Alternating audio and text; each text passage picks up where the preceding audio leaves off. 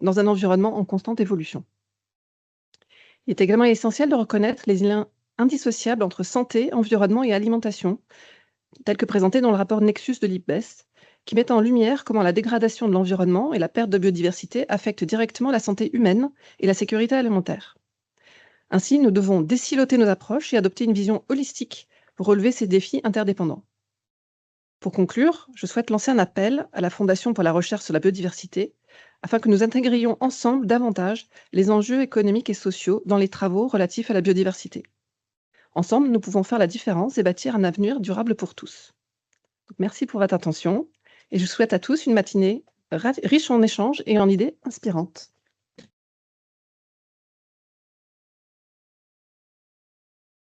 Bien, bonjour à toutes et à tous, et très heureux d'être avec vous ce matin. Et donc, je vais commencer tout de suite, effectivement, rapidement. Donc, effectivement, l'idée, en tout cas de mon intervention, c'est d'un peu d'expliquer ce que la recherche scientifique, j'allais dire au plus haut niveau et aux frontières de la connaissance, en fait, peut apporter directement aux parties prenantes, hein, et notamment aux entreprises. Et pour cela, donc, je parlerai effectivement du rapport, des deux rapports Nexus environnemental et changement transformateur.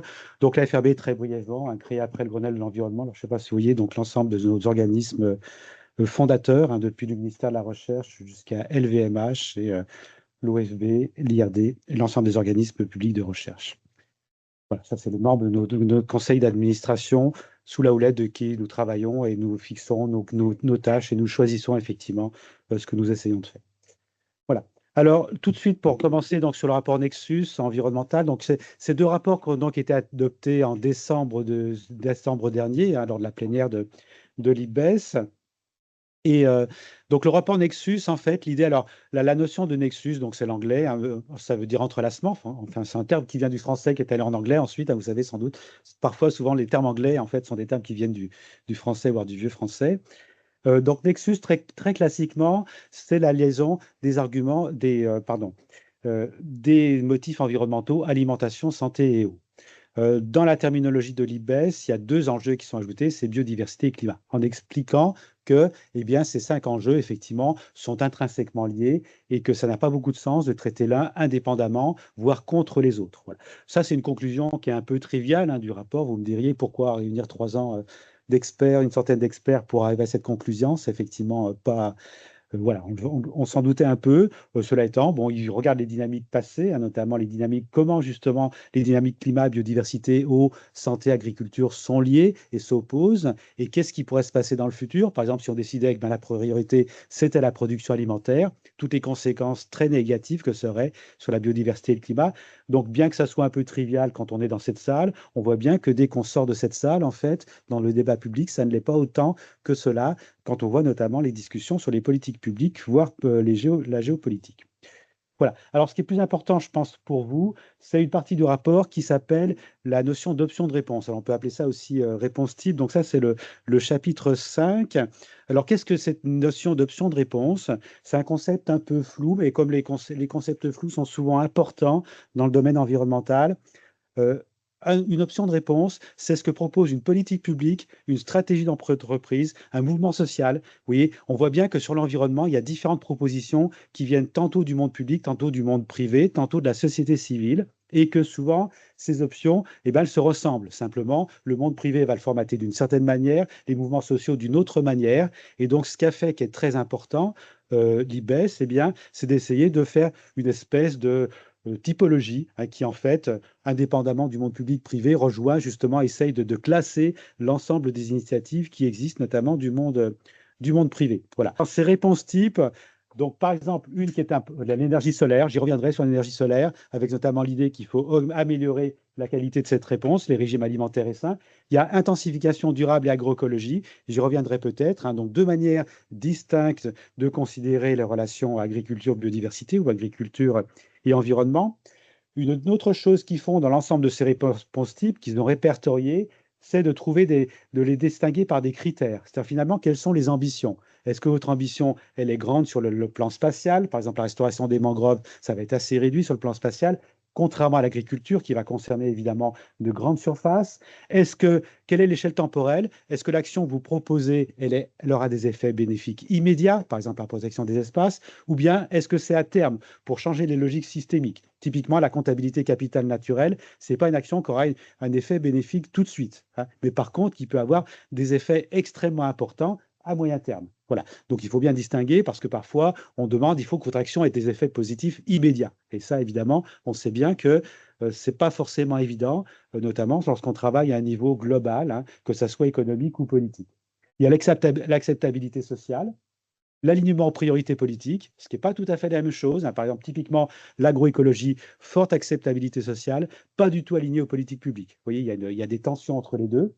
Les implications économiques, hein, évidemment, très, très important. Un autre critère, la faisabilité technique, elle n'est pas toujours évidente, hein. L'agroécologie, par exemple, on sait que c'est beaucoup plus complexe. L'intensification durable, d'un certain point de vue, c'est plus simple parce que c'est simplement la continuation des méthodes qu'on a utilisées durant les dernières décennies.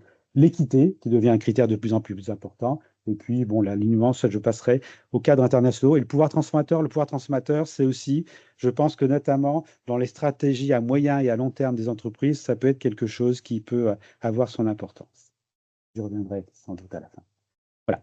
Alors, comment ça se présente? Alors, ce tableau-là, il peut vous paraître un peu rébarbatif, mais je pense qu'il est, comment dire, c'est un niveau de détail qui, je pense, est important pour vous. Ce qu'ils ont fait, donc ils ont identifié, alors ce qui est important, c'est qu'il y a 5 communautés scientifiques. Vous voyez, vous savez sans doute que le GIEC traite les questions, le GIEC, hein, sur le changement climatique, traite les questions climat, mais traite aussi les questions biodiversité, alimentation et santé. La biodiversité de la même manière. Mais ce qui est extrêmement important, qui ressort du rapport, c'est que la communauté biodiversité ne voit pas les questions environnementales tout à fait de la même manière que la communauté du climat ou que la communauté des agronomes. D'accord? Et ça, c'est important pour vous aussi parce que selon l'expert ou l'experte que vous aurez devant vous, eh bien, il y aura des priorités qui ne seront pas tout à fait les mêmes. Donc, seule la discipline à laquelle se sont astreints les auteurs du rapport, c'est d'identifier ce qu'ils ont appelé 15 options de réponse par communauté. Donc là, vous avez à gauche, vous avez les 15 options de réponse qui leur semblaient les plus représentatives. Alors, le concept de représentatif, il n'est pas forcément évident lorsque vous épluchez. Donc, ils ont épluché une dizaine de milliers d'articles scientifiques, hein. Donc, qu'est-ce qui est représentatif à l'échelle mondiale sur la biodiversité? Tout expert pourrait le contester, hein, quoi qu'il en soit. C'est une centaine d'experts. Ils ont croisé leur manière d'identifier les réponses types. Donc, il y a quand même une certaine, on peut dire, une certaine représentativité. Donc là, vous avez les 15 réponses types pour la communauté biodiversité en vert, les 15 qu'ils ont identifié, les 15 réponses types pour la communauté climat. Et puis à droite, vous avez les 15 réponses types pour la communauté agriculture. Alors, une des choses qui est importante, qui va rejoindre ce que j'avais déjà dit précédemment, c'est que par exemple, vous voyez, l'agroécologie, elle est abordée par la communauté climat, mais elle est aussi abordée par la communauté biodiversité. Mais les définitions et les conceptions ne sont pas forcément tout à fait les mêmes. Les priorités ne sont pas les mêmes. L'intensification durable aussi par la communauté climat, sa définition, elle ressemble pas mal à la définition de l'agroécologie de la communauté biodiversité, hein, ce qui évidemment suggère un certain nombre de pistes. Voilà. Donc là, vous avez alors intensification durable, vous voyez, j'ai mis en rouge, qui par exemple se retrouve pas mal, où la communauté de l'agriculture est plutôt sur l'intensification durable plutôt que sur l'agroécologie. On voit que le rouge est beaucoup plus important que le vert. Vous avez la conception des régimes alimentaires sains, hein, qui n'est pas tout à fait la même définition de la communauté alimentation que dans la communauté climat. À nouveau, ça peut être intéressant de comparer justement la diversité des conceptions. Voilà. Alors, autre chose qui est extrêmement importante dans ce rapport, c'est qu'une fois qu'ils ont identifié, donc vous voyez, il y avait 15 réponses types par communauté, fois 5 communautés, donc ça fait 5 fois 15, 75 réponses types.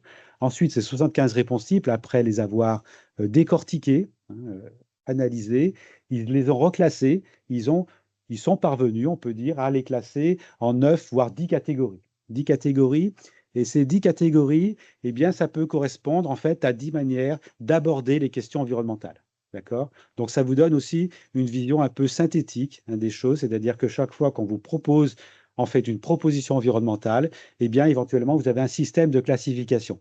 Est-ce qu'on est en train de vous parler de maintien et de restauration de la nature, qui est abordé de 3 manières différentes, hein, c'est tout en haut, soit c'est de la conservation, soit c'est de la restauration, soit c'est de la gestion, hein. Pas tout à fait la même chose. Conservation, notamment protection forte, restauration notamment des écosystèmes dégradés, gestion pour un écosystème qui est dans un état relativement acceptable, mais il va falloir effectivement le gérer pour éviter sa dégradation, notamment face au changement climatique. D'accord? Donc les problématiques ne sont pas tout à fait les mêmes. Ensuite, vous avez la réduction des pressions. Alors vous me direz, qu'est-ce qui est le plus important? Est-ce que c'est de conserver la nature, de réduire les pressions? Ben, les deux sont importants, d'accord? Mais évidemment, ça ne va pas être tout à fait les mêmes actions, hein. Néanmoins, eh bien, on peut dire à nouveau que toute politique publique ou toute stratégie d'entreprise, eh bien, devrait se préoccuper aussi bien de réduction des pressions que de maintien et de restauration de la nature. Donc, vous voyez, sur la réduction des pressions, ils ont mis la consommation durable et la réduction des pollutions, ce qui n'est pas tout à fait la même chose, mais in fine, va revenir presque au même, hein. Voilà. La consommation durable, par exemple la réduction de consommation de protéines animales, évidemment, mécaniquement, va conduire à la réduction des pressions. Et enfin, vous avez les enjeux de gouvernance, donc enjeux de gouvernance qui sont sans doute les plus complexes, hein, qui sont les moins bien abordés actuellement. Intégrer la planification et la gouvernance, gérer le risque, garantir les droits à l'équité, aligner les financements. Aligner les financements, c'est clairement un sujet extrêmement important. On voit actuellement effectivement la finance durable, hein, qui se mobilise beaucoup sur cet objectif-là. L'intégration, d'ailleurs, ils ont dû peut-être le mettre à la fin parce que c'est sans doute le plus complexe, c'est celui qui doit évidemment intégrer l'ensemble des enjeux précédents. Voilà. Alors, ils ont montré, hein, que ça correspond en fait aux ODD, hein, vous voyez, donc les réponses qu'ils ont identifiées. Alors, entre parenthèses, donc vous voyez, conservation des écosystèmes, ils ont identifié 3 réponses types, restauration des écosystèmes, c'est la parenthèse, hein, 8, etc. Ensuite, ils ont regardé dans quelle mesure ça répondait aux objectifs de développement durable. Vous voyez que c'est relativement bien équilibré, hein, c'est-à-dire que c'est entre 7 et 12 objectifs de développement durable auxquels répond chaque type d'option de réponse, hein. Et puis de la même manière, sur les cibles du cadre mondial, donc ça c'est le cadre mondial de la biodiversité, où là vous avez 23 cibles, et puis l'accord de Paris, l'avantage c'est qu'il n'y a que deux objectifs, hein, donc là voilà, et ça répond aux 2 objectifs de l'accord de Paris. Donc on a aussi une correspondance, hein, à nouveau important pour vous de savoir jongler entre les différentes conventions internationales, hein, qui soient biodiversité, climat, développement durable, et puis donc comment finalement les questions environnementales se rejoignent sur ces différentes conventions internationales, ces différents accords, voire recommandations, pas des accords, des recommandations. Voilà. 2 points sur lesquels j'aimerais terminer. Le premier, c'est celui de la gouvernance. Donc ça, effectivement, comment on gouverne les questions environnementales. Et là, on sait qu'il y a différentes écoles, hein, voire différentes idéologies là-dessus. Donc, ce qui est très intéressant aussi, c'est que le rapport essaye de mettre à plat, finalement, quel type de gouvernance existe. Donc, il y a la gouvernance hiérarchique, qui est très appréciée, notamment chez nous, hein, c'est la gouvernance hiérarchique. L'État décide, et puis ensuite, l'ensemble des acteurs s'alignent, hein, sur ce qu'a décidé l'État. Vous avez la gouvernance marché orientée, qui est en général préférée par le monde économique et financier. La gouvernance locale, qui est très avancée par le monde de la biodiversité, avec notamment les peuples autochtones et les communautés locales, et l'idée que c'est à l'échelle des territoires locaux qu'on va trouver les meilleures solutions environnementales. Mais on sait bien que cette gouvernance locale, elle dépend aussi de la gouvernance hiérarchique. Je suis en train d'anticiper la conclusion de cette diapositive. La gouvernance en réseau, un réseau, donc en ensemble d'acteurs qui ont des affinités, différentes affinités qui peuvent être économiques, politiques ou idéologiques. Et puis, ce que préfèrent les écologues, c'est la gouvernance adaptative. La gouvernance adaptative, bah, l'idée, c'est que selon l'état de la nature, hein, les pressions de la nature, eh bien, le type de gouvernance n'est pas forcément les mêmes.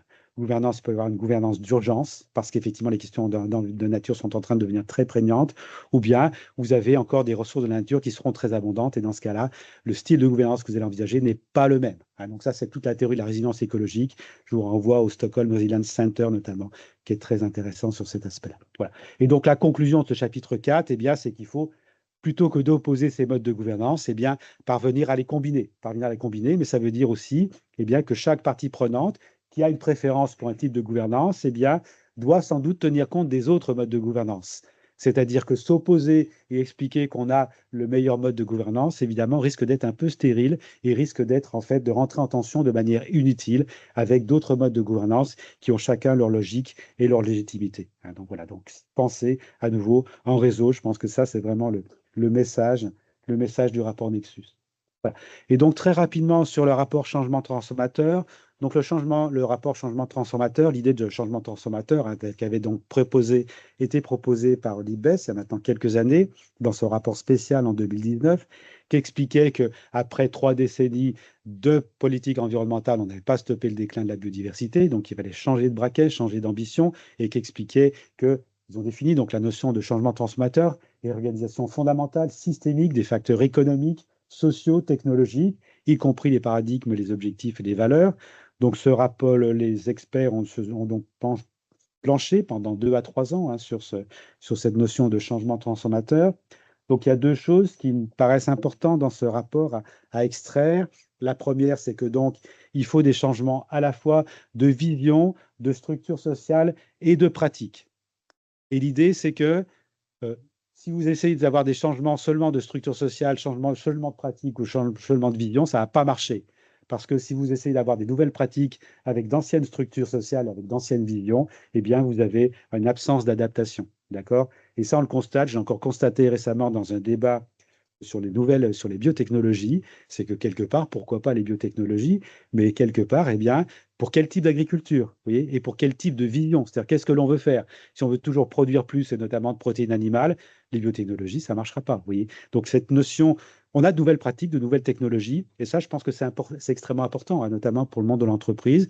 Vous avez un nouvel modèle technique performant, eh bien, notamment son acceptabilité sociale, elle va dépendre, et son aliment de priorité politique, ça va dépendre aussi de dans quel type de structure sociale et dans quel type de vision vous inscrivez votre nouveau modèle technique. Et le cas du solaire est un cas assez éclatant, en ce sens que le solaire est arrivé en expliquant cette pratique, elle est vraiment bien meilleure que les énergies fossiles, donc ça suffit, je n'ai pas besoin de plancher plus sur, effectivement, sur les enjeux dans quel type de structure sociale et de vision je mets l'énergie solaire, et on voit toutes les résistances que ça suscite. C'est-à-dire qu'il faut aussi que l'énergie solaire se place aussi dans un certain type de vision, vision, effectivement, avec une pression moindre sur l'environnement. C'est-à-dire que si c'est pour produire toujours plus d'énergie, ben, on aura des résistances qui seront sans doute justifiées parce qu'effectivement, l'impact environnemental, il risque d'être contraire à l'intention.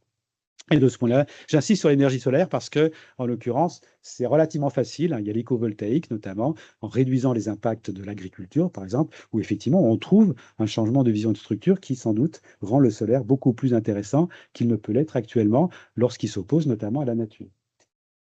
Voilà. Et pour terminer, donc, qui est un peu en résonance avec la diapositive précédente sur les visions structurelles pratiques et les types de gouvernance.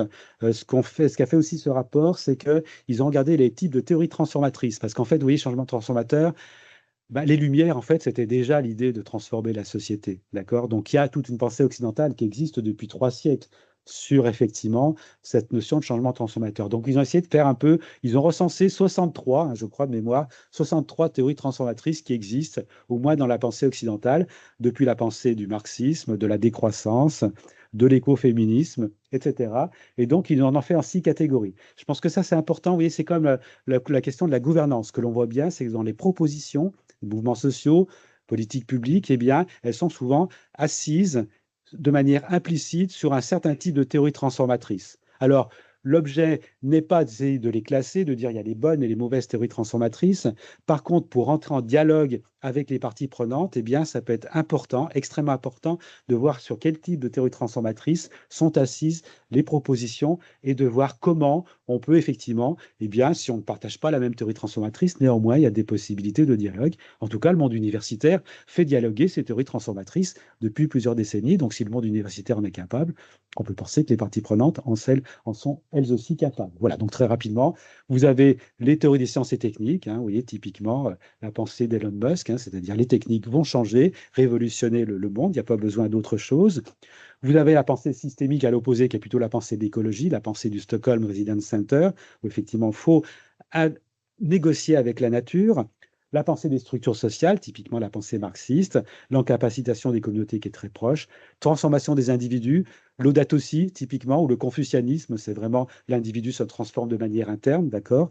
Et puis la transdisciplinarité, dont on parle beaucoup actuellement, c'est-à-dire la combinaison des savoirs. Voilà. Donc j'ai terminé. Je veux simplement une diapositive pardon, donc ça, c'est les réseaux d'acteurs, donc ça, je ne vais pas insister. Où est-ce que vous vous situez par rapport? Vous voyez, le monde scientifique, c'est mis au milieu, voilà, mais après, vous avez en vert le monde privé, vous avez le monde, la société civile en bleu, qui est très riche, qui est foisonnante sur les questions environnementales, le public, qui est plutôt en ocre. Donc là aussi, à identifier les différents secteurs de la société civile avec lesquels vous interagissez et qui évidemment portent, alors je ne vais pas dire des valeurs forcément différentes, en tout cas des logiques qui ne sont pas nécessairement, qui sont pas les mêmes et qui sont complémentaires. Évidemment, on voit bien l'importance d'avoir ces trois secteurs, public, privé et société civile. Voilà. Et oui, donc ça, j'anticipe ma diapositive. Donc peut-être pour lancer donc la table ronde. Donc voilà, donc vous avez un panorama assez rapide, il y a beaucoup plus de choses dans les rapports. Donc les questions qu'on pourrait poser, c'est la compatibilité de vos modèles économiques entrepreneuriaux face aux injonctions de la notion de changement transformateur. Comment vous envisagez? Est-ce que vous pensez déjà au niveau de changer à la fois les visions, structures et pratiques ou simplement sur le changement des pratiques? Comment éventuellement vous utilisez les directives CSRD, CR3D, même si CR3D est très menacé, au moins temporairement maintenant, c'est pas sûr qu'elles ne reviennent pas par la suite. Est-ce que vous les saisissez comme des contraintes ou des opportunités? On voit bien qu'il y a effectivement deux manières de voir les choses, ces directives. Et puis, donc ça, c'est plutôt sur le rapport changement transformateur et sur le rapport Nexus, eh bien, c'est haute exigence environnementale. Donc, évidemment, on comprend bien que combiner les 5 enjeux environnementaux, santé, alimentation, biodiversité au climat, ce n'est pas simple. Donc, comment vous parvenez? Est-ce que vous avez commencé? À quel niveau de réflexion vous êtes dans la compatibilité de vos modèles de production avec ces 5 enjeux environnementaux? Évidemment, la question que je me pose, c'est dans quelle mesure la FRB peut vous aider effectivement à répondre à ces deux interpellations. Voilà. Merci pour votre attention. Donc, le changement de vos pratiques, comment vous voyez effectivement éventuellement la combinaison, un changement de vision, de structure et de pratique? Dans quelle mesure les directives CSRD, CR3D vous aident par rapport à ça? Ou bien au contraire, vous les voyez comme actuellement trop lourdes finalement, justement par rapport à à une manière, parce que quelque part, la notion de changement transformateur, elle est complémentaire finalement à ces directives, mais elle envisage les choses de manière sans doute beaucoup plus globale que l'envisage CSRD, CR3D, où il y a une multiplication d'indicateurs dont n'est pas toujours évident de savoir la pertinence. Donc ça, c'est la première question. La deuxième question, c'est comment vous arrivez à combiner ces 5 enjeux environnementaux? Est-ce que pour vous, c'est simple? Je vais commencer. Bonjour à tous, je suis Shirley Billot, moi je suis entrepreneur. Alors, je découvre le rapport, je m'y étais un petit peu intéressée, mais je voulais garder la surprise pour ce matin.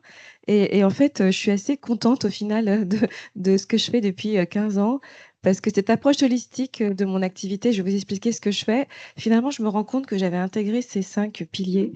Pour vous expliquer, donc moi je suis de la Martinique et on a vécu des crises pour la vie chère il y a quelques années, en 2009, qui ont beaucoup, entre guillemets, fait renaître en moi ce sentiment d'engagement que j'avais déjà. J'ai des parents qui sont dans l'environnement depuis des années.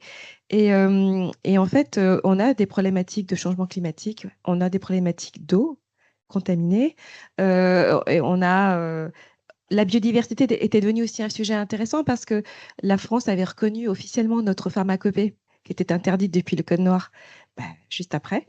Et donc, en fait, il y avait un boulevard qui allait s'ouvrir sur comment nos territoires peuvent utiliser économiquement leur biodiversité. Sachant que nous sommes aussi un hotspot, puisqu'on a énormément de biodiversité, mais qu'elle est en danger, notamment à cause du changement climatique. Et donc, moi, j'ai lancé une société en commençant par la recherche. C'est-à-dire que je me suis attaquée à la filière banane. Alors pourquoi? Parce que je me suis dit, si je ne suis pas capable déjà d'appliquer ces principes à une filière structurée et organisée, sachant que je ne voulais pas abîmer la biodiversité, je ne voulais pas faire de cueillette, je me suis dit, je vais m'intéresser au sujet de comment valoriser une filière agricole qui génère beaucoup de déchets dans un esprit de frugalité, comment je peux aussi valoriser la biodiversité au sein du genre Musa, parce qu'on fait beaucoup de monoculture, mais en ne travaillant qu'une variété, alors qu'on en a 1000 en tout. Et donc, je me suis dit, je ne peux pas le faire seule. Donc, là, j'ai expérimenté. Je me suis rapprochée du CIRAD et je me suis rapprochée après de l'INSERM parce que nous travaillons sur les problématiques de santé. En fait, c'est pour le coup, j'ai une vision très 360 de mon activité. Donc, d'abord, s'appuyer sur une filière agricole qui a déjà des pratiques, parce que quand on veut, nous, en tant qu'entreprise, exploiter des ressources naturelles, il nous faut un écosystème qui soit organisé avec des bonnes pratiques. Ensuite, moi, c'est un sujet qui m'intéressait, la recherche, parce que c'est quoi les applications? Et moi, j'ai ciblé la santé qui m'a amené à la beauté. Et puis ensuite, c'était donc les centres scientifiques. Donc, on travaille avec la Fac des Pharma de Montpellier, l'INSERM et le CIRAD. Et après, c'était comment développer des méthodes d'extraction sans solvants chimiques. Donc, les 6 principes de l'éco-extraction. Je ne sais pas si vous les connaissez, mais ça s'appuie sur des ressources durables, notamment les ressources durables, c'est notamment des plantes qui ont des cycles de vie plus courts, qui permettent, entre guillemets, de régénérer plus facilement. La banane, il y en a toute l'année. C'est utiliser des pratiques de transformation avec moins d'opérations unitaires sur des process qui utilisent moins d'énergie. Notamment, nous, on travaille beaucoup sur les micro-ondes, les ultrasons, l'eau subcritique, qui permettent d'extraire des molécules sans solvant chimique. Et puis, voilà, c'est tout ça qu'on a mis au service de comment travailler sur des coproduits, réduire des déchets alimentaires pour ne pas empiéter sur l'alimentation humaine. C'est comment avoir des applications qui soient... Nous, on travaille sur la santé et la beauté, mais aussi des produits de biocontrôle. En fait, comment une matrice végétale nous sert à faire autre chose.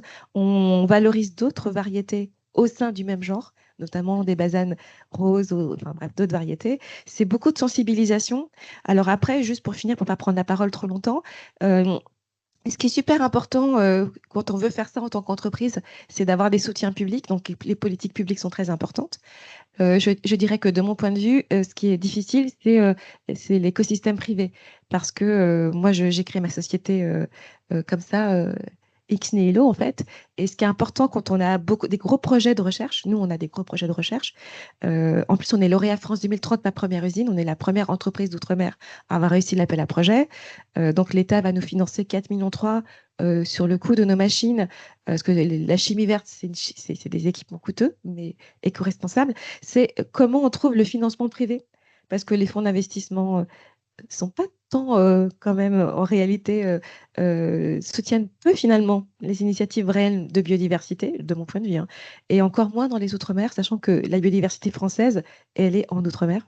Pardon, je fais l'apologie de l'Outre-mer. Et donc, en fait, on sait que la biodiversité est chez nous, avec nos fonds marins et nos territoires. Et je pense notamment à la Guyane, mais il n'y a aucun financement qui nous cible de façon dans le domaine privé. Et donc, comment nous, on peut en tant que Français, soutenir ces initiatives si on n'est pas, nous, entre guillemets, poussés par le monde privé. Le monde public essaye, hein, met des initiatives en place, mais voilà, c'est un peu ce qui manque. Donc, globalement, je suis assez surprise de découvrir ça et je pense que je vais appliquer ce que nous faisons en peut-être l'exprimant mieux, en le caractérisant mieux, pour peut-être l'exprimer aux politiques et au monde privé. Quel est l'intérêt de ce que nous faisons? Puisqu'en fait, moi, je me rends compte qu'on me prenait pour une huluberlue, mais qu'en réalité, on prenait pour une personne très passionnée et très engagée, mais en réalité, ça répond vraiment à de vraies ententes scientifiquement, en plus démontrées, et je trouve ça plutôt très rassurant. Merci. Maud, vous voulez? Merci beaucoup. Alors effectivement, j'ai aussi découvert ces 2 résumés de rapports aujourd'hui que j'ai trouvé particulièrement intéressants. Premier élément, alors c'est vrai que pour une entreprise privée, c'est évidemment compliqué de prendre en compte les enjeux environnementaux avec les autres enjeux financiers, sociaux, etc. Mais c'est surtout difficile de prendre en jeu les différents enjeux environnementaux. Entre le changement climatique, l'eau, la biodiversité, etc., on a pu être amené à se demander comment choisir entre l'un et l'autre, et on était dans une approche finalement un peu silotée auparavant. On essaye de dépasser ça, mais ce genre de rapport finalement qui prend en compte les 5 grands enjeux environnementaux dont on parlait, parlant d'ensemble d'éléments à prendre en compte, c'est vrai que ça permet d'aider la réflexion déjà à prendre en compte les bons enjeux et avoir nos parties de réponse et nos propositions de réponse. J'ai bien aimé le vocabulaire parce que c'est assez modeste et c'est assez ce qu'on peut se permettre de faire en disant bon voilà, on va essayer de réfléchir à quelque chose. Ce qui m'a interpellée, c'est les catégories complémentaires dont il était question. Il y en avait 9, mais surtout 3 grandes catégories. Alors, le maintien et la restauration de la nature, la réduction des pressions et la gouvernance. Et finalement, ces 3 grands enjeux, ça me semble un bon cadre pour définir ce qu'on peut faire dans une politique biodiversité. Je vais prendre l'expérience qui est la nôtre dans le cadre d'engagement biodiversité. On s'est engagé dans la stratégie nationale pour la biodiversité, Act for Nature, ces initiatives de support d'engagement privé pour les entreprises. dont voilà, le MEDEF, EPE, la FEP, la FRB, enfin, il y a un certain nombre d'acteurs qui en font partie, qui soutiennent et qui aident du coup à aider les entreprises à avoir un cadre d'engagement pour la biodiversité. En fait, au fur et à mesure, nous on en est à notre 3e ou 4e round d'engagement. On a commencé par maintenir et préserver la biodiversité dans nos opérations, ce qui nous paraissait naturel et la première chose à faire. Et puis on s'est dit, ah bah il faut aller un petit peu plus loin.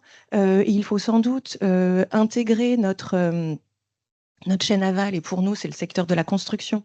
Donc, on s'est intéressé d'abord à nos carrières et puis ensuite comment on peut avoir des réponses pour le secteur de la construction et l'aider à finalement adresser ses impacts sur la biodiversité. Et puis, troisièmement, là, on est à la 3e étape, on parle de gouvernance et on se dit comment on co-construit ces politiques avec les territoires, avec le reste des acteurs. Voilà. Pardon, le 3e, c'est sur la réduction des pressions. On s'est aussi dit qu'il fallait adresser les 5 facteurs clés d'érosion de la biodiversité. Et en fait, ces 3 les 3 éléments qui étaient réunis là correspondent finalement, nous, à l'aboutissement de nos réflexions pour avoir une politique biodiversité qu'on essaye, enfin, aujourd'hui, la plus complète qu'on ait pu avoir, voilà, faire les choses, adresser les impacts négatifs chez nous, réfléchir avec l'ensemble de l'écosystème, les territoires et d'autres pour être dans une collaboration avec d'autres acteurs, et puis réduire les autres pressions, donc s'intéresser au changement climatique, à la pollution, à l'usage de l'eau, etc. Merci. Sébastien?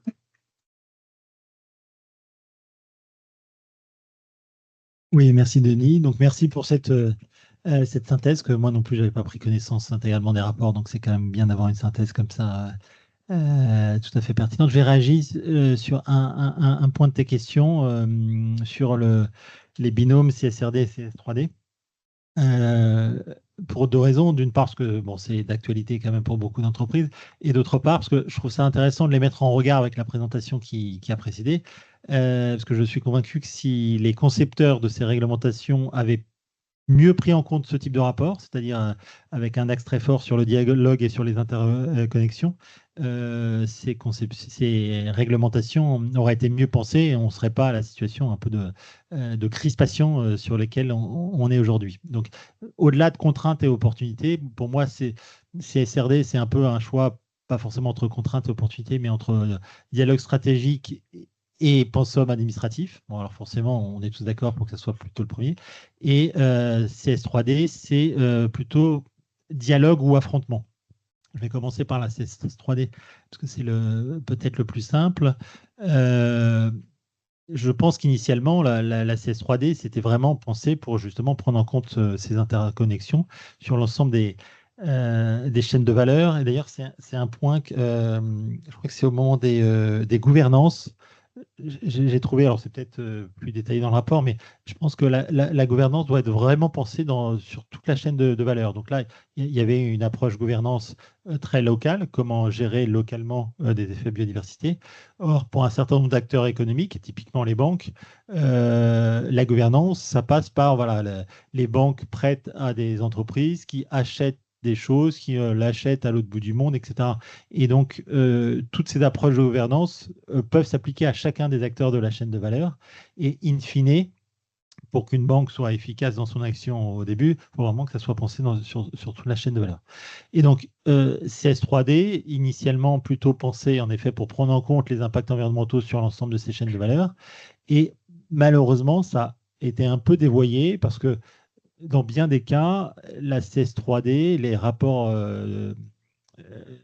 des plans de vigilance des entreprises tels qu'on les a appliqués en France depuis des années ont souvent été vus comme moyen d'action pour des parties prenantes externes, notamment des ONG, dont je ne critique pas du tout les objectifs, mais qui sont pris comme moyen d'action pour faire des procès à des grandes entreprises avant même l'action de dialogue. Donc, on est souvent dans une logique d'affrontement au lieu d'une optique de dialogue. Je ne veux pas systématiser, ce n'est pas toujours le cas, mais on a pu voir ça arriver assez souvent. Et donc, voilà, il y a eu une crispation sur ce texte, alors que, voilà, bien évidemment, prendre en compte les atteintes aux droits humains et environnementaux dans l'ensemble des chaînes de valeur des entreprises est une nécessité. Sur la CSRD, là, je pense qu'il y a aussi un manque de dialogue dans la conception. c'est né, il y a plein de gens qui disaient, moi j'ai besoin de tel point de données, donc on les a ajoutés, qui indépendamment les uns des autres sont tous très pertinents, mais avec un manque de réflexion sur la façon dont, d'une part, ça serait mis en place par les entreprises, parce qu'après les entreprises doivent être capables, de les calculer, il faut qu'il y ait des données, etc., et deux, de les publier, parce qu'il faut pas... Donc, il y a vraiment une étape de réflexion stratégique au sein des entreprises pour déterminer quels sont les impacts les plus matériels, enfin les pressions, les impacts, les opportunités, les risques les plus matériels. Et deuxièmement, il faut qu'il y ait une vraie réflexion sur la façon de publier ça. Donc là, ça passe par de la sensibilisation, etc. Parce que c'est bien beau pour une entreprise de publier des rapports de 200 pages en cochant plein de points de données. Si personne ne les lit ou ne les comprend, ça ne sert à rien. Donc, il y a vraiment, voilà, il ne faut pas que la CSRD soit un pinceau administratif dans lequel on remplit 200 pages, mais il faut que ça soit vraiment un exercice de dialogue stratégique sur les enjeux clés, sur les enjeux matériels avec l'ensemble des parties prenantes. Et donc, ça doit aller vraiment dans une étape de sensibilisation, de communication avec les parties prenantes pour que chacun comprenne bien les enjeux des autres, de l'entreprise avec l'ensemble de ses parties prenantes. Et voilà, entre les ESRS qui sont trop compliqués, trop longs, l'application par les entreprises qui souvent n'ont pas su, ont découvert ces textes très complexes et qui n'ont pas été en mesure de les appliquer de façon le plus efficace possible. Des auditeurs qui ont découvert ces textes aussi et qui ont été souvent un peu trop stricts dans leur application. On a abouti en première année à quelque chose qui était loin quand même des objectifs initiaux. Et donc, il faut vraiment rétablir le dialogue sur ces points pour remettre ces textes dans le bon sens et aboutir vraiment à des choses qui sont efficaces, plus brefs, plus synthétiques et qui servent à la fois vraiment de dialogue stratégique entre les entreprises et leurs parties prenantes et de façon décilotée, parce qu'un des co-impacts de la CSRD, malheureusement, c'est qu'alors que les entreprises françaises travaillaient depuis des années à essayer de déciloter ces sujets, et de les traiter conjointement. Le fait d'avoir des ESRS sujet par sujet, donc climat d'une part, biodiversité, économie circulaire, a eu tendance à forcer un peu les entreprises à les réaborder sujet par sujet, ce qui a un peu cassé ce décilotage qui était en cours. Donc, c'était pas le but, c'était pas pensé pour ça. Mais voilà, au bout d'un an d'application de la CSRD, on peut en tirer un certain nombre de conséquences, de conclusions, et voir comment on peut remettre tout ça d'aplomb. Merci. Je ne sais pas si on a encore du temps ou... D'accord, je vais alors peut-être commencer par... Je voulais dire qu'en tant qu'entreprise, moi je suis une petite entreprise, je ne suis pas un grand groupe, on a quand même beaucoup d'obligations de répondre à ce type de demande, mais on a aussi tous les labels que les consommateurs comprennent et qui font qu'en fait on a tellement de choses à faire administrativement que ça nous pèse aussi beaucoup. Je pense, moi, à mon niveau, entre les rapports que je fais pour mon crédit impôt recherche, en fait, quand on est labellisé bio, cruelty free, vegan, et en fait, on passe un temps fou à se faire auditer pour tous ces différents aspects de l'entreprise pour pouvoir mieux expliquer ce qu'on fait au gouvernement et aux institutions publiques, mais aussi aux consommateurs. Et c'est vrai que si on pouvait trouver une solution pour centraliser toutes ces demandes qu'on nous fait pour démontrer une application environnementale ou en santé ou dans les différents aspects qu'on a évoqués juste avant, ce serait pas mal. La simplification pour les entreprises, ce serait bien. Alors, on parlait des deux directives CSRD, CS3D. Moi, je voulais juste aborder le sujet de la taxonomie, qui, alors, est plutôt dans une approche multicritère et plutôt intéressante pour refaire du lien entre ces différents critères environnementaux. Je donne mon exemple. Si je veux produire du ciment bas carbone, il faut non seulement qu'il soit bas carbone, mais il faut qu'il n'y ait pas trop d'impact sur la biodiversité, la qualité des sols, l'économie circulaire, etc. Donc, on a finalement cette volonté de remettre du multicritère dans cette directive européenne. C'est pas tous les jours qu'on dit du bien des textes européens, donc je me permets. Même si c'est un petit peu complexe administrativement parlant. Je voulais juste finir sur la biodiversité et finalement comment on met en valeur ce qu'on fait sur la biodiversité, on a toujours des difficultés à mettre en place des indicateurs et des choses qui permettent de valoriser et finalement, du coup, d'engager les entreprises à agir sur ces sujets-là. Je m'aperçois que la biodiversité permet quand même une plus-value sociale et sociétale très importante.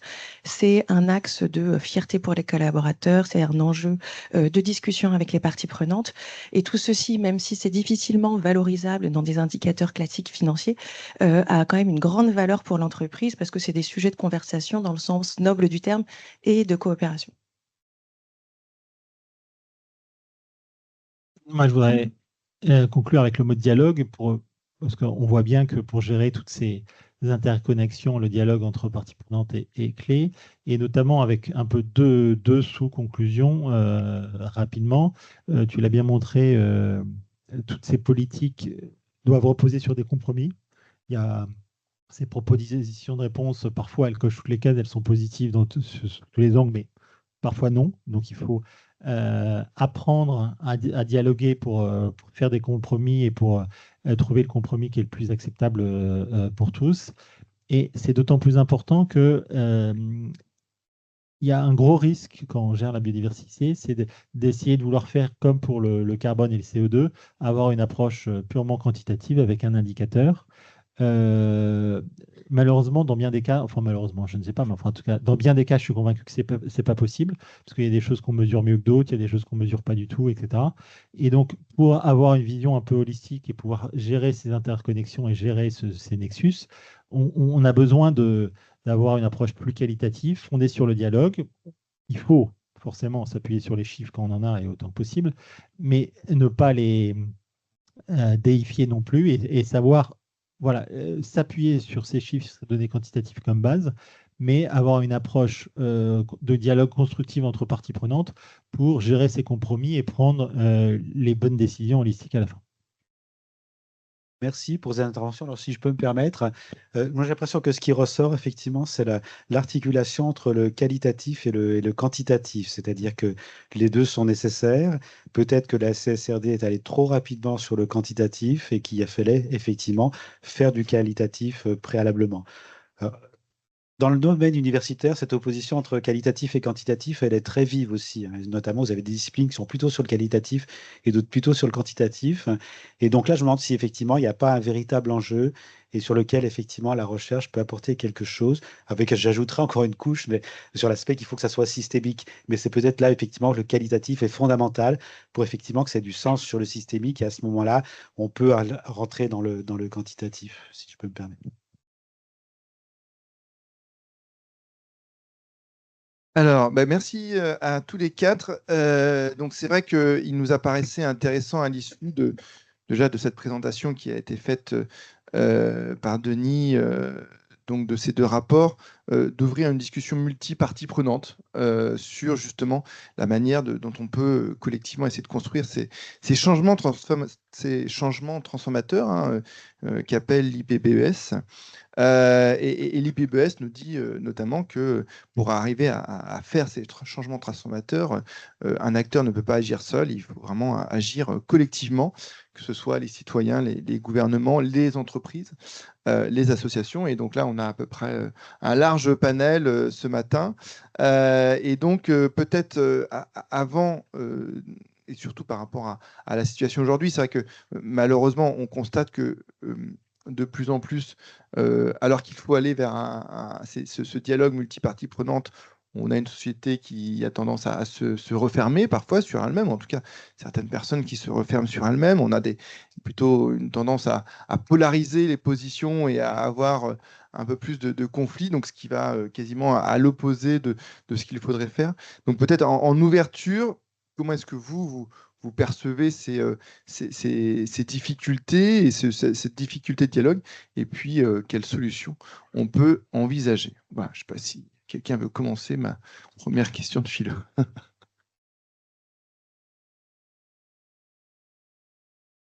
Bonjour à tous, Christophe Viret, donc de l'Office français pour la biodiversité. Alors, effectivement, la première table ronde était très intéressante parce qu'on a vu que certes, il y a des cadres réglementaires, mais il y a aussi des moyens de raisonner qui permettent d'en sortir et de passer à autre chose. Alors moi, je vais m'en éloigner un peu, mais je veux dire, le premier constat, c'est que enfin, la règle de 3, elle est très facile à comprendre en fait sur les limites planétaires et sur le fait que il faut qu'on raisonne dans un monde fini, que donc tout ça nécessite de faire attention aux ressources, etc.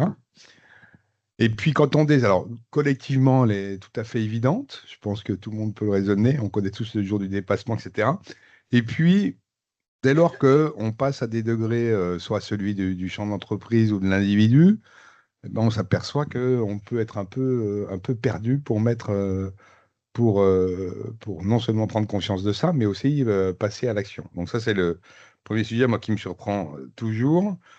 Donc la prise de conscience, elle est collective, mais on a du mal à la traduire, Et donc derrière tout ça, il y a la question du concernement, c'est-à-dire comment est-ce que, en tant que chef d'entreprise, on peut faire de cette affaire quelque chose qui soit concernant et pour ses salariés, pour ses actionnaires, et pour ses sous-traitants, et pour ses clients, et pour soi-même. Et c'est ça qu'à mon avis, il faut travailler pour sortir un peu du contexte réglementaire. Voilà. Et donc, moi, je milite un peu pour dire qu'on ne doit pas travailler cette question-là sous l'angle uniquement de la contrainte réglementaire, CR3D, CSRD, mais ça a été très très bien dit dans la table précédente, et que donc il y a un vrai travail à faire qui est donc pour le coup un peu plus philosophique, qui est celui de comment est-ce qu'on peut, en tant que chef d'entreprise, je vais proposer un chemin qui a du sens, qui mise sur la fierté et qui vise évidemment à se mettre d'accord avec les limites planétaires, hein.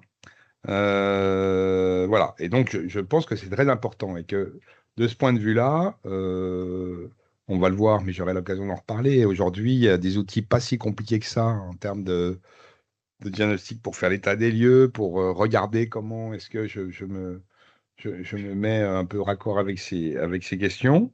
Mais la question en fait du chemin, l'appropriation de l'ensemble des sphères qu'il y a autour de l'entreprise me paraît être absolument fondamentale dans un premier temps. Voilà. Donc ça permet de remettre un peu loin finalement l'effet un peu négatif enfin négatif, je ne dirais pas comme ça, mais cet effet décourageant des cadres réglementaires qui disent mais devant cette somme d'indicateurs, comment je fais? Non. On doit s'inspirer, de mon point de vue, un peu de la question du vivant.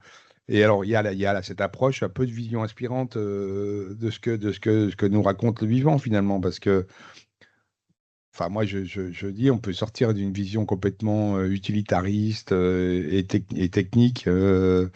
Voilà, et qu'on peut aussi, à partir de la dimension du vivant, peut-être réfléchir son modèle d'affaires. J'aime bien citer ces expressions-là. On sait que le vivant coopère, on sait qu'il mise sur la robustesse plus que sur la performance, on sait qu'il s'adapte, on sait qu'il sait cultiver sa propre diversité pour être plus solide. Remplacer le mot vivant par le mot entreprise, et puis on va voir que quelque part, il y a peut-être un chemin pour s'inspirer du vivant. J'aime bien citer toujours les solutions fondées sur la nature, parce que c'est une manière très concrète de dire des choses. Voilà. Et donc là, il y a un chemin qui est un chemin qu'on offre positivement et qui nous permet de ne pas être trop déprimés au regard des contestations qu'il peut y avoir sur les cadres réglementaires aujourd'hui. Voilà. Merci Christophe. Cyprien, peut-être? Oui, volontiers, merci et bonjour à tous. Oui, alors effectivement, on ne peut que partager le constat aujourd'hui qui est de dire qu'il y a une tentation ou voire une mise en œuvre d'une forme de dérégulation à plusieurs niveaux. Moi, j'aimerais bien apporter un peu d'optimisme par rapport à tout ça, parce qu'on voit, et notamment sur la question des entreprises, parce qu'on voit qu'en fait, une partie assez significative du monde économique est quelque part un peu rentrer en résistance par rapport à ce mouvement de dérégulation. Là, j'ai fait un petit topo avant l'intervention pour essayer d'identifier les dernières prises de position de la part des entreprises sur ces sujets. Il y a eu 2 tribunes dans les Échos qui ont mobilisé plusieurs dizaines, pour l'autre plusieurs centaines d'entreprises pour dénoncer en fait cette dérégulation, pour expliquer que la nature était importante pour les entreprises et qu'elles avaient commencé à l'intégrer et que c'était important pour elles. Une lettre ouverte à la Commission européenne qui a réuni 180 signatures, une tribune dans Le Monde avec des représentants du MEDEF. Voilà, et puis sans compter d'autres tribunes du Nouvel Obs, du C3D, du mouvement Impact France. Enfin, voilà, beaucoup de différents mouvements qui se sont mis en ordre pour exprimer un mécontentement par rapport à ça. Et finalement, quelque part, ça s'explique, en prenant un peu de recul par rapport à ça, ça s'explique de manière assez rationnelle pour moi, parce que le mouvement des entreprises par rapport à la nature, il repose non seulement sur des bases extrêmement solides, mais en plus, il remonte à assez longtemps, et en particulier en France. Les bases solides qu'on peut identifier, c'est des bases à la fois qui sont scientifiques, le fait que le déclin de la biodiversité, évidemment, très bien documenté, les 5 pressions de l'IPBES, évidemment, les secteurs prioritaires par rapport à la biodiversité ont été aussi bien identifiés, mais également tout le volet dépendance. Ça veut dire, aujourd'hui, on sait identifier les risques, on sait identifier les dépendances, on sait même parfois les chiffrer, et puis on connaît évidemment les seuils à ne pas dépasser pour préserver un fonctionnement, on va dire, viable des écosystèmes, les fameuses limites planétaires, ou toutes les connaissances sur les seuils écologiques. Donc des connaissances scientifiques qui sont bien stables, un cadre politique qui s'est aussi beaucoup solidifié ces dernières années, avec évidemment l'accord de Paris, l'accord de Kunming-Montréal, mais précédemment l'accord de Paris également, la CSRD, dont on peut dire beaucoup de choses, qui est à risque en ce moment, mais dont le cadre, à mon avis, et on est assez nombreux à le penser, va se maintenir. Il va y avoir un effort de simplification qui va être fait, un effort de mise en cohérence, mais la structure stratégique de la CSRD, qui est importante, qui a été bien pensée, a priori va se maintenir. Enfin, en tout cas, on l'espère. Donc, un cadre politique, un cadre technique. Aujourd'hui, on a des outils qui sont proposés aux entreprises pour leurs différentes tailles, à la fois des outils qui sont, on va dire, faciles d'accès pour les PME, jusqu'à des outils beaucoup plus élaborés qui permettent notamment de s'aligner sur une limite planétaire pour les grandes entreprises, celles qui ont les moyens d'investir aussi ce sujet. Et puis des bases opérationnelles, un engagement à la fois dans la mise en œuvre de ces outils par les entreprises de longue date, mais aussi la construction de stratégies dures et parfois qui remontent à 5, 10, voire 15 ans pour certaines entreprises. Et puis évidemment des bases humaines, c'est-à-dire qu'il y a une communauté entreprise et biodiversité qui s'est formée, et en particulier en France, mais qui existe et qui est à la fois qui est vaste, qui est bien structurée, qui est extrêmement investi sur ces sujets et qui continue, enfin qui a progressé ces dernières années et qui continue de progresser. Et je disais donc que la France était aux avant-postes sur ces sujets, sur chacun en fait de ces piliers. Alors évidemment, la France n'est pas seule, hein, mais il y a une forme d'excellence française, notamment sur les questions scientifiques, hein. La FRB en est une bonne preuve, mais il y a beaucoup de centres de recherche qui sont extrêmement reconnus au niveau international, le MNHN, différentes universités, des chaires d'entreprise. Le rapport Chevassiot-Louis qui date de 2009, quand même, sur ces sujets. Au niveau politique, on a les premières régulations sur le reporting de 2001. On a la 3e stratégie nationale biodiversité qui intègre les questions d'entreprise et qui les intègre bien avec des bons objectifs, avec des moyens alloués.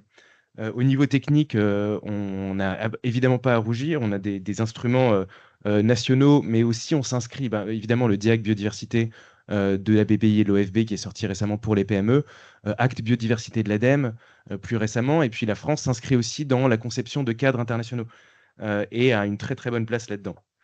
Et puis au niveau opérationnel, évidemment, beaucoup de groupes de travail, entreprises biodiversité, Auré, l'UICN, je ne vais pas tous les citer, mais il y a tellement d'initiatives en fait, donc ça pousse, en fait ça démontre des bases solides et puis vraiment un investissement de long terme qui fait que ce mouvement a une certaine inertie et que selon moi, il n'est pas prêt de s'arrêter.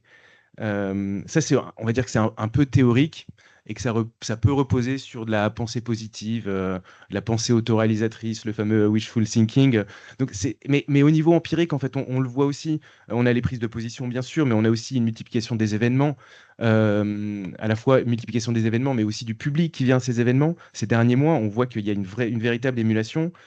Un engouement autour des instruments que j'ai cités tout à l'heure. Et puis nous, les dialogues avec les entreprises n'ont jamais été aussi nombreux. On est beaucoup questionnés en ce moment, avec une volonté de s'engager. Les entreprises ont aussi envie de participer à nos initiatives. Donc on est assez rassurés par rapport à ça. Et puis un dernier mot juste, parce que même à la limite, si je me trompe, si mon enthousiasme n'est qu'un enthousiasme de façade et que finalement on va avoir une démobilisation des entreprises sur ce sujet, quelque part, je ne vais pas dire que c'est rassurant, mais en fait, la nature va se réimposer elle-même à l'économie. C'est-à-dire que les crises naturelles ne vont pas tarder. On l'a vu ces dernières années. Voilà, vous rappelez l'économie à l'ordre assez rapidement, en fait. Donc voilà, juste pour finir, je ne veux pas être trop long, mais une chose qui a quand même changé et à laquelle il faudra, je pense, qu'on s'adapte, enfin la communauté entreprise et biodiversité, qui est que on a une opinion, on a eu un vent favorable ces dernières années, on va dire ces 5-10 dernières années, un vent très favorable. Avec une opinion publique qui était très favorable à ces sujets, ça a été un sujet presque autoporteur. On n'a même plus besoin d'expliquer pourquoi est-ce que c'était important pour l'économie de préserver la nature. Question des dépendances, tout ça, était presque relégué au second plan. C'était devenu presque une cause nationale, un peu avec en lien avec la période un peu post-Covid. On avait un besoin de nature et il y avait presque un portage pour les valeurs intrinsèques de la nature. Et ça j'ai l'impression que ça s'est un peu délité et qu'on va avoir du mal à revenir dessus à relativement court terme. Donc, il faudra peut-être capitaliser sur d'autres types de valeurs, notamment pour mobiliser le secteur privé. Il y a beaucoup d'entreprises qui sont déjà mobilisées, mais pour les nouvelles, euh, peut-être activer davantage des valeurs instrumentales, utilitaristes, la dépendance au service, la question du coût de l'inaction, qui va être extrêmement importante et qui pourrait être réappropriée par les entreprises à une échelle qui soit plus palpable pour elles. On a beaucoup de calculs de coût de l'inaction à des niveaux macroéconomiques, en pourcentage de PIB, de pertes de nature qui équivalent à des pourcentages de PIB. On pourrait faire un exercice à un niveau plus micro ou méso pour l'entreprise pour qu'elle se réapproprie ces sujets. Merci Cyprien. Je ne sais pas qui, Olivier ou Stéphane. Stéphane. Allez Stéphane. Bon, je voulais du coup, moi, à travers cette table ronde, apporter un témoignage, celui des parcs naturels régionaux depuis maintenant presque 60 ans, et peut-être illustrer un certain nombre de propos qu'on a pu voir sur les approches systémiques, l'intérêt de pouvoir avoir peut-être une décrispation par rapport à des approches territoriales, des logiques de gouvernance aussi, qui sont fortement travaillées au sein des parcs. Donc, juste pour rappeler que, et peut-être c'est une manière différente de la manière dont on présente souvent les parcs naturels régionaux, c'est d'abord des choix délibérés de développement durable sur des territoires, et c'est des choix qui sont faits pour les habitants, pour les acteurs des territoires. Alors bien sûr, ça renvoie à des enjeux planétaires, des enjeux qu'on connaît aujourd'hui, mais ça renvoie aussi à des enjeux locaux de biodiversité, de développement local. Et donc, ce choix de se dire ne traitons pas la question uniquement dans l'urgence, mais essayons d'anticiper et essayons de s'entendre sur un projet donc, de développement durable au niveau du territoire qui va s'appuyer très fortement sur la qualité des patrimoines qui justifie notamment le classement et qui va permettre d'envisager le patrimoine ou les patrimoines comme le principal capital de ces territoires en termes de possibilités de développement. Vous voyez, donc c'est presque déjà une évidence qu'on a besoin de le préserver parce qu'il va être le facteur principal pour les acteurs économiques, notamment dans leur développement. Et donc ça, c'est vraiment quelque chose de clé qui va permettre aussi à ces acteurs de pouvoir s'emparer de cette stratégie partagée au niveau du territoire et d'envisager donc des logiques de valorisation économique du patrimoine dans l'intérêt aussi, dans leur intérêt et dans l'intérêt du territoire. Alors, la démarche, alors juste pour rappeler, aujourd'hui, les parcs, c'est 5 millions d'habitants. Donc là aussi, c'est une définition un peu différente de celle je pourrais vous donner sur la qualité des milieux, le nombre de réserves naturelles, etc. Et c'est 475 000 entreprises. Hein. Et donc, à travers cette approche qui se veut très territoriale, eh bien, on va essayer de travailler sur le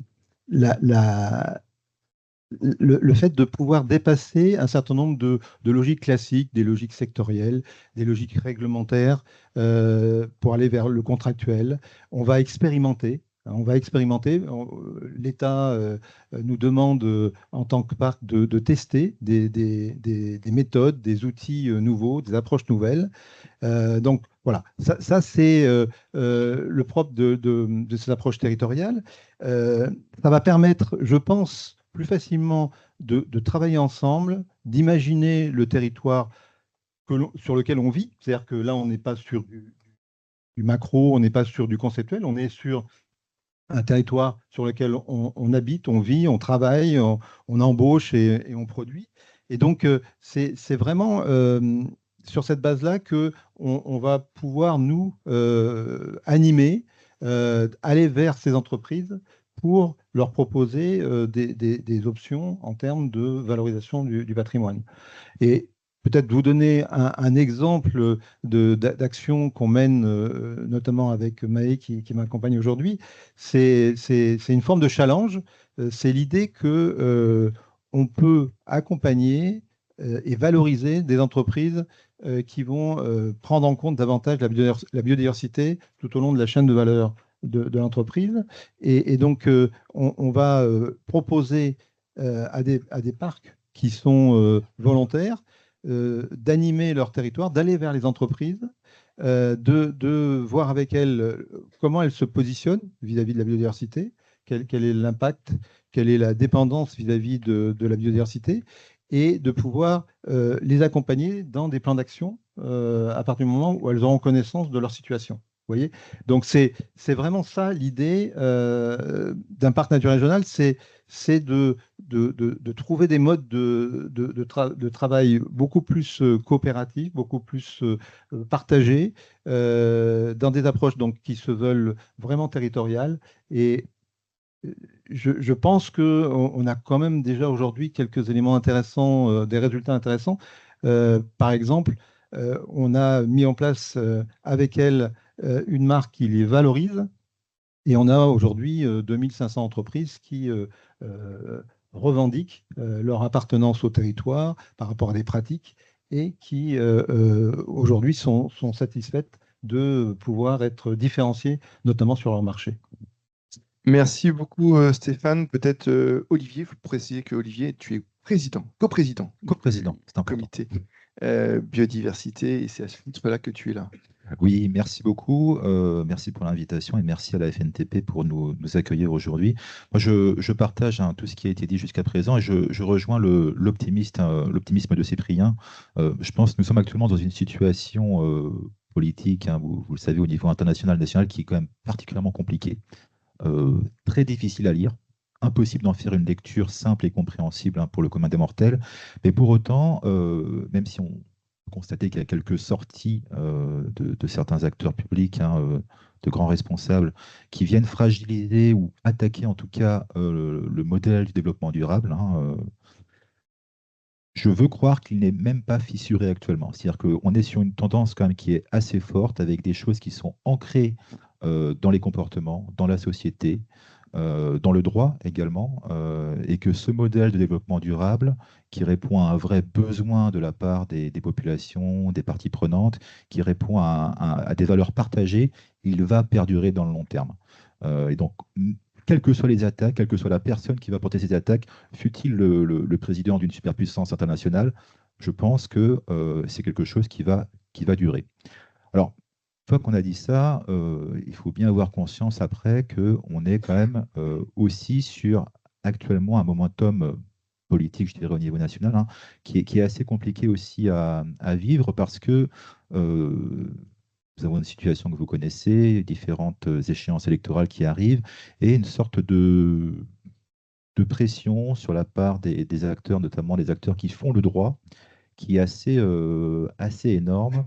Et cette difficulté de lecture que nous avons au niveau international, on l'a également au niveau national lorsqu'on parle justement des textes du droit de l'environnement, par exemple, et singulièrement des textes qui sont liés à la protection de la biodiversité.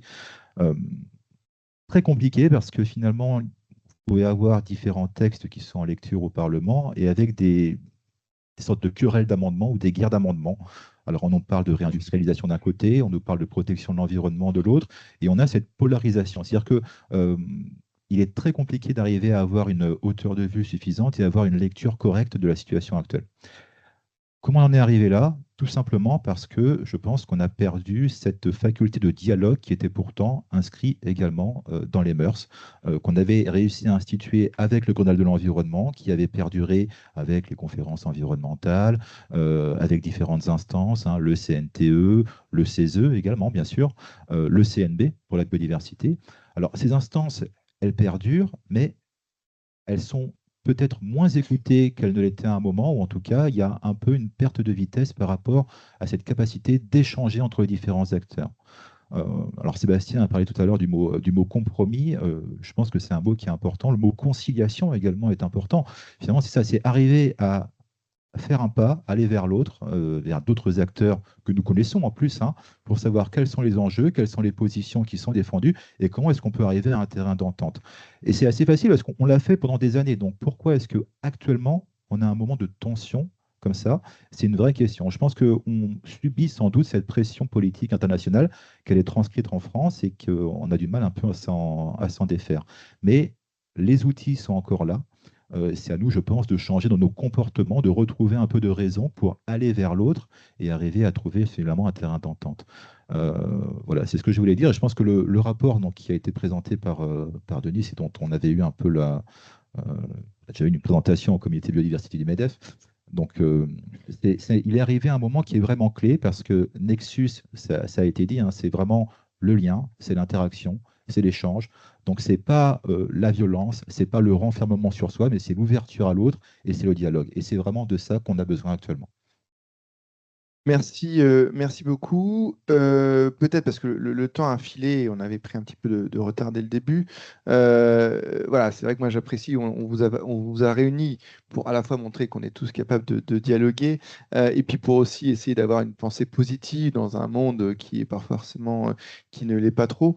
On va tous arriver sur la période des vacances, qui est normalement une période plus propice aux réjouissances. Et justement, le rapport de l'IPBES nous dit qu'il faut absolument trouver des propositions inspirantes, des choses qui donnent envie d'avancer, notamment vis-à-vis des acteurs économiques, dont j'ai entendu qu'il y avait 2-3 idées. Et pour conclure, peut-être une idée un peu inspirante plus que les autres. Est-ce que vous auriez un projet qui vous a particulièrement marqué? Tout à l'heure, on avait entendu Shirley, je crois qu'elle est encore là, peut-être partie. Donc, son projet en Martinique, voilà, autour de la banane, qui peut être particulièrement inspirant. Est-ce que vous avez d'autres réflexions comme ça, d'autres projets particulièrement inspirants qui pourraient donner envie aux gens qui sont là de porter la voix de la biodiversité? Alors, dans les entreprises qu'on essaie d'accompagner avec les différents outils qui sont les nôtres, enfin, moi, je suis assez sidéré par le fait que dès lors qu'on travaille sur son diagnostic, son état des lieux, etc., notamment sur ses dépendances, pas sur ses impacts, il y a des choses qui se passent. Et j'ai en mémoire, alors, c'est pas très concret ce que je vais dire là, mais des vraies, comment dire, des vraies prises de conscience, réduction de sa dépendance en eau, réduction de sa dépendance à l'énergie, concept d'entreprise régénérative, etc., voilà, qui engage l'ensemble de l'entreprise dans une voie intéressante. Donc, enfin, à un moment donné, moi, je voulais redire ça, c'est-à-dire que je pense qu'il ne faut pas faire compliqué, c'est-à-dire que c'est pas compliqué de se lancer dans une réflexion sur mes dépendances, mes impacts, mes risques, mes opportunités, d'engager un processus qui libère de. Alors, il faut chiffrer quand même, hein, faut pas. Là, on en revient quand même à quelques éléments, mais et puis après de tester des scénarios, tant vis-à-vis de sa chaîne de valeur, de ses sous-traitants, de ses clients, et puis tester des scénarios. Qu'est-ce qui se passe si demain j'ai 30% d'augmentation du bon coût de l'énergie? Comment mon modèle il est robuste, pas robuste? Comment est-ce que je mets pas tout sur la performance, mais effectivement comment je diversifie mes activités pour être plus solide, plus inspiré par la nature quelque part.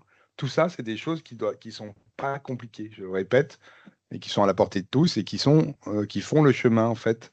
Voilà, donc je ne donne pas d'exemple concret là, mais c'est intéressant de voir que si le chef d'entreprise, son staff, ses salariés se mettent là-dessus, je trouve que c'est un super objet en fait. Voilà, et ça permet d'aller vers. Alors en plus, on a tous les outils, mais Cyprien les a rappelés, qui ne sont pas des outils compliqués d'accompagnement aujourd'hui, que ce soit le JAG Action, Acte Biodiv, la formation, la sensibilisation, enfin tout ça existe, et tout ce panel-là d'accompagnement existe. Donc, moi, j'ai envie de dire à tout un chacun, ben, allez-y, quoi, regardez ça attentivement, et puis vous aurez peut-être dans vos échanges de pair à pair quelque chose qui va émerger et qui va vous permettre de penser à un avenir plus durable, et pour l'entreprise, et pour le monde dans lequel on vit aujourd'hui.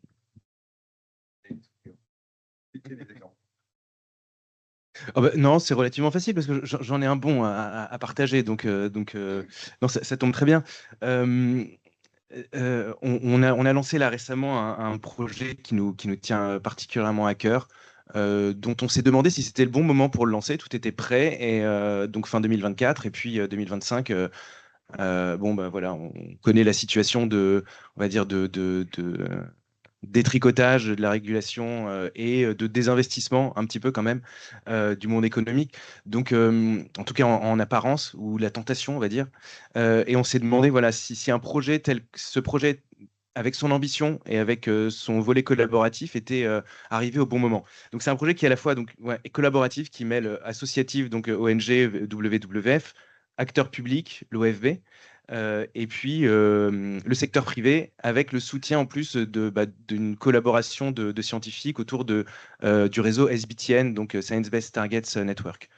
Donc ce projet, c'est le Lab Transition Nature, donc qui est copiloté par ces 3 entités et qui vise à créer un groupe d'entreprises françaises ou qui exercent en France, qui ont envie de s'engager dans des actions qui soient ambitieuses par rapport à la nature. Et quand je dis ambitieuse, on peut être un peu plus spécifique que ça, qui souhaitent aligner leur stratégie nature sur les connaissances scientifiques, sur les meilleures connaissances scientifiques.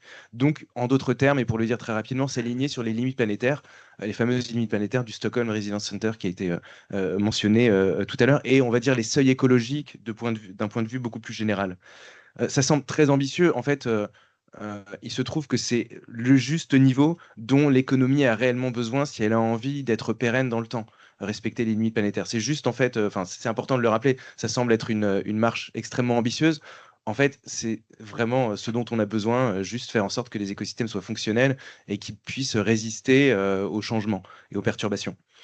Donc pour ça, le Lab Transition Nature va s'appuyer sur 2 instruments, donc SBTN évidemment, donc les méthodologies qui permettent de s'aligner sur les limites planétaires, et puis le cadre entreprise engagée pour la nature de l'OFB. Le lien entre les deux étant que, en fait, à partir de 2025-2026, il va y avoir un parcours grandes entreprises pour être reconnues entreprises engagées pour la nature, avec des mécanismes passerelles. Donc les entreprises vont devoir passer par des instruments tiers pour être reconnues EN. Et parmi ces instruments, SBTN a été reconnu au premier titre. Voilà. Et donc l'objectif du projet, c'est d'accompagner les entreprises qui sont engagées ou qui souhaitent s'engager dans cette voie d'alignement sur les limites planétaires, parce que en fait, on s'est rendu compte, donc les méthodologies sont disponibles, opérationnelles depuis 2023, et on se rend compte que c'est quand même des projets qui ont un certain niveau de complexité, qui sont ambitieux, qui mobilisent beaucoup d'acteurs, beaucoup de données aussi, beaucoup d'instruments. Et donc, on a besoin d'émulation, on a besoin d'échanges, et notamment d'échanges entre pairs. Donc, l'idée du lab, c'est vraiment de réunir les entreprises et de les faire dialoguer, de faire émerger les bonnes pratiques, faire lever des freins collectivement, identifier même des projets communs, éventuellement, sur des zones d'approvisionnement en matières premières. Voilà, peut-être que Holcim aussi pourrait témoigner de ce besoin, parce que Holcim a été une des premières entreprises avec une cible SBTN qui a été validée. Et puis, donc, l'autre objectif, c'est la massification des engagements. On est aujourd'hui à quelques on est à plusieurs centaines d'entreprises engagées dans SBTN, seulement quelques dizaines d'entreprises qui se sont engagées dans l'identification et la publication de leurs cibles alignées sur la science. On a besoin de massifier. Donc, c'est aussi l'objectif du lab, c'est de passer un petit peu à l'échelle. Et à travers, et donc pour y arriver, on va organiser des ateliers stratégiques, des webinaires d'information, des visites, des explorations sur le terrain, des événements de valorisation, de l'avancement des entreprises, etc. Aujourd'hui, on en est vraiment au lancement de l'initiative. Donc, on l'a lancé en mars dernier. On a eu les premiers événements, les premiers ateliers là, au cours des dernières semaines. On a eu un événement à l'UNOC la semaine dernière qui a été aussi un gros succès. On a beaucoup d'engouement et on en est vraiment dans la phase dans la finalisation du recrutement des entreprises volontaires. On espère avoir autour d'une vingtaine d'entreprises la première année et puis monter en échelle au fur et à mesure du temps. Voilà pour ce projet que je voulais vous partager. Merci Stéphane. Ouais, on parlait de vacances et du coup, je voulais vous partager un projet qui est dans le prolongement de ce qu'on souhaite aussi promouvoir en termes d'attractivité à la fois des territoires et puis des acteurs. C'est l'idée de traduire la volonté de faire émerger une destination parc naturel régional auprès des visiteurs. Et donc, on a imaginé travailler donc avec les parcs pour faire en sorte que, d'ailleurs, à l'origine, l'objectif, bien sûr, c'est de promouvoir un tourisme responsable, durable, mais c'est aussi apporter une plus-value, comme je disais tout à l'heure, à des acteurs, alors qui sont des acteurs touristiques reconnus, mais c'est aussi des producteurs, des agriculteurs qui participent à cette dynamique. Et donc, le principe est de s'appuyer sur une plateforme numérique qui est enrichie par une présentation des parcs pour permettre d'aller à la découverte de leur patrimoine remarquable, encore une fois, et de les inspirer grâce à des expériences de séjour qu'ils peuvent après construire eux-mêmes à partir donc de prestataires ou de producteurs qui sont présentés. Et on va même jusqu'à leur proposer donc les liens vers des sites encore une fois, d'acteurs. Et donc, on vient de lancer, c'est tout chaud là, on vient de lancer la plateforme Destination Parc, donc, qui va regrouper notamment les 2500 entreprises qui sont marquées et qui va permettre de promouvoir aussi un tourisme durable qui soit un peu à l'opposé du tourisme impactant qu'on connaît aujourd'hui et qui pose problème dans un certain nombre de territoires attractifs. Donc, vous voyez, l'idée, c'est comment l'attractivité d'un territoire peut bénéficier aussi en termes pour des acteurs économiques qui peuvent complètement traduire cette promesse de rêve et d'inspiration. Voilà. Donc, je vous invite à aller sur le site Destination Parc et vous laisser porter. Et on pensera à vous du coup cet été. Olivier, peut-être pour conclure. Oui, très, très rapidement. Je n'aurai pas forcément de proposition innovante à porter. Je pense que ça vous a été montré, hein. On a tous les outils qui sont en place dans les territoires en particulier. Les acteurs se parlent. Les partenariats entre les entreprises et les associations ou les acteurs de la protection de l'environnement existent et perdurent. C'est très important. On voit des exemples de projets collectifs dans les PNR et puis en dehors des PNR, bien sûr. On a la démarche d'engagement qui est portée par l'OFB qui va perdurer. Voilà. Et maintenant, je pense effectivement que, comme l'a dit Cyprien, ce qu'il faut, c'est, au risque de dire d'une banalité, c'est garder confiance, bien sûr, et surtout massifier, comme tu l'as très bien dit, massifier, donc faire connaître, diffuser les bonnes pratiques et surtout favoriser l'échange, hein, finalement. Donc nous, on est inscrits vraiment dans cette optique-là. Parfait. Peut-être quand même en termes de dernière inspiration, vous pouvez aussi aller voir le MOOC Biodiversité et entreprise, hein, qui a été fait en collaboration entre le MEDEF, la LPO et l'OFB. Et donc, il y a pas mal d'exemples inspirants pour le coup. Et on vient le compléter par une entreprise justement qui s'appelle Food for Good, qui travaille notamment sur de l'approvisionnement durable de poissons. Merci beaucoup. Donc, je suis enchantée d'être là déjà parce que c'est vrai que Avec Denis, on a cette attention par construction. La FRB, c'est un espace de dialogue en fait entre les parties prenantes de la biodiversité et la recherche. Et donc, c'est vrai que quand on peut faire passer des messages, on est toujours très attentif voilà, à pouvoir le faire.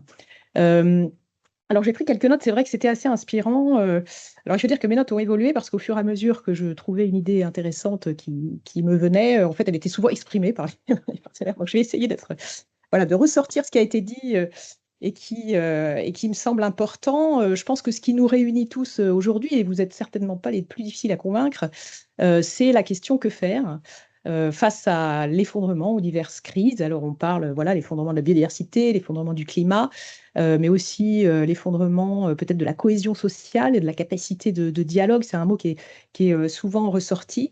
Et je pense que moi, ce qui me vient à l'esprit, c'est qu'on est collectivement d'accord qu'il faut faire quelque chose, mais qu'on est souvent individuellement occupé à autre chose. Hein. Donc, et je parle vraiment pour tout le monde, du citoyen jusqu'à l'État, avec des priorités qui ne sont pas toujours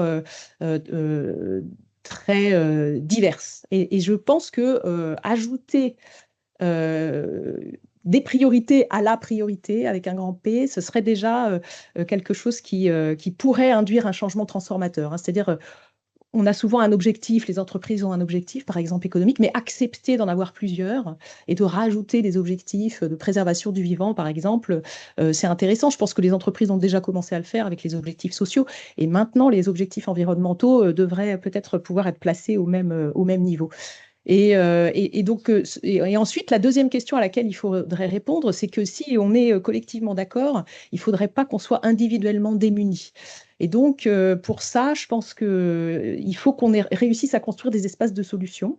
J'aime bien cette image de dire précédemment, enfin moi, quand j'étais par exemple au ministère de la Transition écologique il y a quelques années, presque 10 maintenant, souvent on avait cette opposition entre entreprise et recherche ou connaissance, science sur le vivant. Et c'est comme si les deux parties étaient chacun à bout d'une corde et tiraient la corde à lui. Et donc forcément, ça fait une opposition et il n'y a pas d'espace de solution quand chacun tire un bout de la corde. On essaye toujours d'amener la corde à soi. Je pense qu'il faut changer de dimension en fait. Il faut essayer d'avoir une dimension de plus qui nous permet de se mettre dans un espace à deux dimensions. Et là, on trouve toujours des espaces de solutions positifs, gagnant-gagnant, quoi, ce qu'on dit régulièrement. Il me semble que précédemment, c'était plutôt donc le monde économique versus le monde de l'écologie. Maintenant, on sent que le monde économique, en fait, il se place, il y a toujours des oppositions qui peuvent être toujours illustrées par cette corde, mais il se place peut-être un peu des deux côtés. Hein, on voit, ça a été dit, je pense que les entreprises ont maintenant bien conscience qu'il faut aussi qu'elles agissent pour le vivant. On a parlé des limites planétaires et donc il y a des entreprises qui tirent aussi la corde du côté des scientifiques et ça c'est plutôt rassurant. Je pense qu'il ne faudrait pas, c'est que l'État se mette à tirer dans l'autre sens ou la Commission européenne. C'est peut-être un peu ce qu'on est en train de constater à présent et c'est triste. Je pense que, en effet, ce qui a été dit aussi beaucoup, c'est que ce dialogue à retrouver, il est extrêmement important. C'est comme ça qu'on construit des trajectoires, c'est comme ça qu'on réussit à trouver des solutions innovantes. C'est quand on réussit à comprendre en fait quel est l'enjeu de celui avec qui on veut dialoguer. Et il faut affronter la complexité ensemble, c'est important, puisqu'on est dans un monde extrêmement complexe. On a parlé d'indicateurs, on a parlé de solutions, c'est pas toujours évident. Et pour ça, je pense qu'il faut, peut-être comme disait Denis, on a une opposition entre le qualitatif et le quantitatif, et je pense qu'il y a peut-être une solution pour réconcilier le qualitatif et le quantitatif, c'est la certification. C'est-à-dire qu'on peut avoir des indicateurs qui essayent de dire est-ce que j'ai de l'impact et comment la biodiversité se porte après que j'ai changé mes pratiques.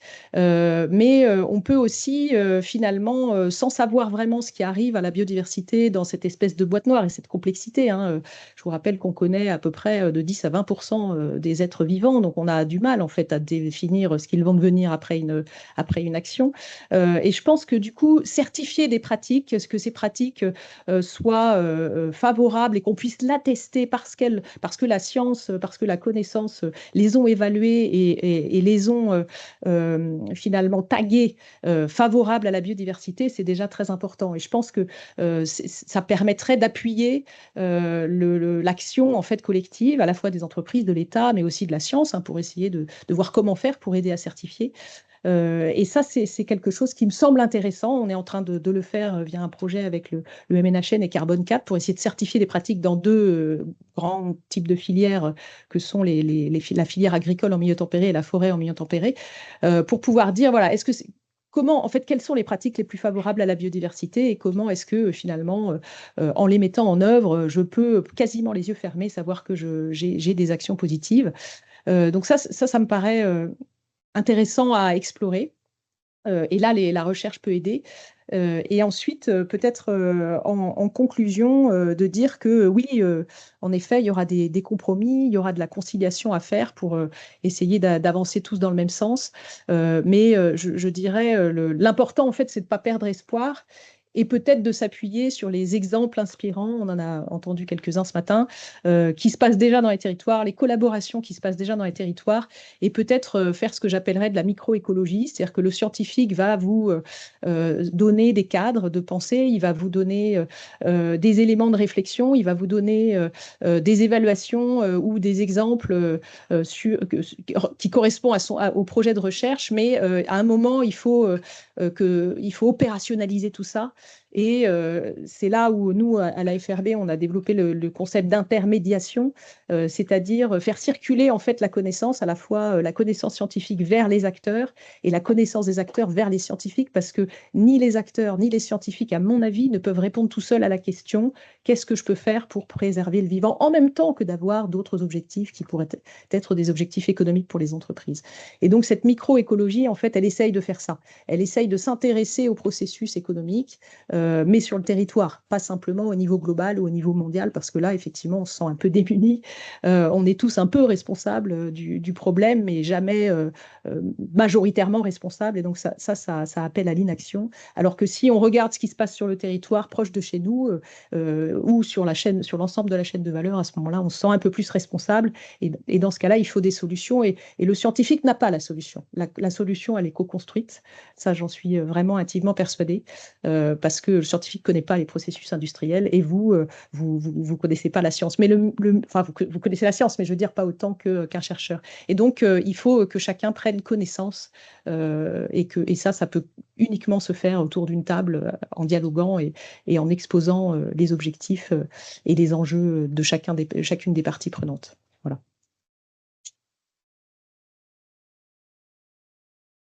Merci beaucoup, Hélène. Je vais juste vous prendre une dernière minute avant que vous puissiez partir, mais au revoir quand même, et merci d'être venu. Sébastien, tu disais tout à l'heure que c'était ce matin le bac de philo. Je vais vous donner, même si on n'a pas planché là-dessus, je vais vous donner les deux sujets qui sont tombés au bac, vous l'avez peut-être vu dans la presse. Le premier, c'est « La vérité est-elle toujours convaincante ?» Et le second, « L'avenir dépend-il de la technique ?» Finalement, je me dis qu'on a un peu traité ce matin. Je serais tenté personnellement de répondre non aux deux, mais bon, il faut un peu plus il faut un peu développer. Mais ce n'est pas mon but de développer, mon but c'est de conclure, donc d'être très bref, juste pour remercier infiniment toutes et tous d'être venus aujourd'hui, remercier bien sûr nos amis de la FRB pour aussi cette relation, ce dialogue qu'on essaie de créer. Je pense que c'est vraiment important de faire rentrer la science dans l'entreprise et l'économie aussi, de faire dialoguer ces deux mondes. On est convaincus au MEDEF, nous, que justement, il y a ce consensus à créer et à développer et à faire savoir. Remercier nos chers intervenants pour être venus, être restés aussi et pour nous avoir éclairés de leur connaissance. Et merci à Sébastien et à Mona, bien sûr. Bravo à toi pour l'organisation de cette matinale et merci à la FRB, la FNTP, pour nous avoir hébergés dans cet auditorium.